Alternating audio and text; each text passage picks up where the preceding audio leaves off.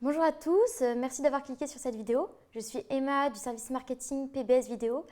Je vais vous laisser avec Antoine Renard qui va vous présenter les micros serre-tête DPA. Merci Emma. Effectivement, je vous ai amené aujourd'hui tous les serre-têtes proposés par la marque. Je vais commencer par détailler le plus emblématique, à savoir le serre-tête omnidirectionnel, le 4466, qui embarque une cellule de 5 mm. On va avoir le petit frère, toujours omnidirectionnel, sensiblement le même serre-tête dans sa forme, excepté la cellule en elle-même, où on bascule sur une cellule de 3 mm, donc encore plus discret.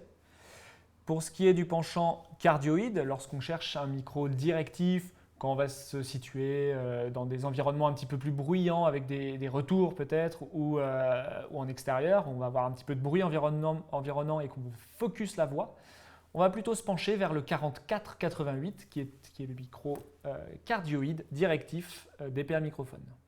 Ces trois micros serre-tête embarquent le même hardware, le même tour de tête. À savoir un élément en métal gainé très léger, on est sur 14 grammes, très confortable et très solide.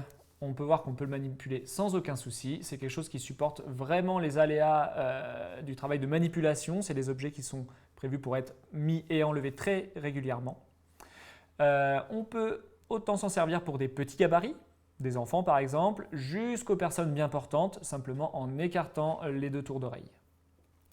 Question tour d'oreille d'ailleurs, on trouve deux arceaux 3 points avec le dessus d'oreille derrière et sous le lobe de l'oreille qui permettent un excellent maintien tout en restant très confortable. On l'oublie instantanément dès qu'on commence à le mettre.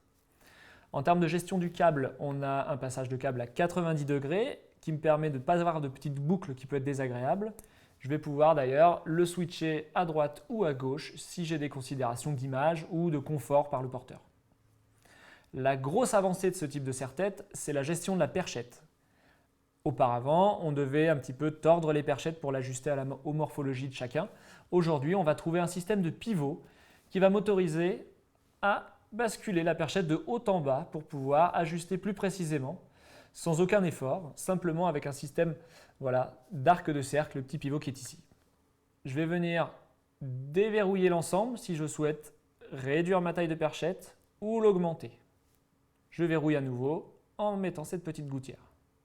Si je souhaite changer de côté, je vais simplement pouvoir déclipser cet élément-là et basculer sur l'autre côté pour des raisons de confort encore ou d'image de caméra. Côté connecteur, je retrouve le connecteur microdot DPA microphone auquel je vais venir connecter un adaptateur. Ici le Lemo, on va trouver le mini jack vissable 3.5, le mini XLR TA4F, au total une soixantaine d'adaptateurs pour tous les HF du marché. En termes d'entretien, rien de plus simple. Les câbles en Kevlar tressé ultra résistants se nettoient avec un chiffon imbibé à l'huile d'olive permettant d'enlever les résidus de gaffeur et de maquillage. Côté cellule, il suffit de plonger directement la cellule dans de l'eau déminéralisée et de laisser sécher. C'est tout à fait recommandé de nettoyer les cellules directement dans de l'eau déminéralisée sans aucun problème. Merci beaucoup. Merci Antoine pour cette présentation. Pour plus d'informations sur les micros serre-tête DPA, n'hésitez pas à suivre notre site internet pbs-video.com. Merci beaucoup.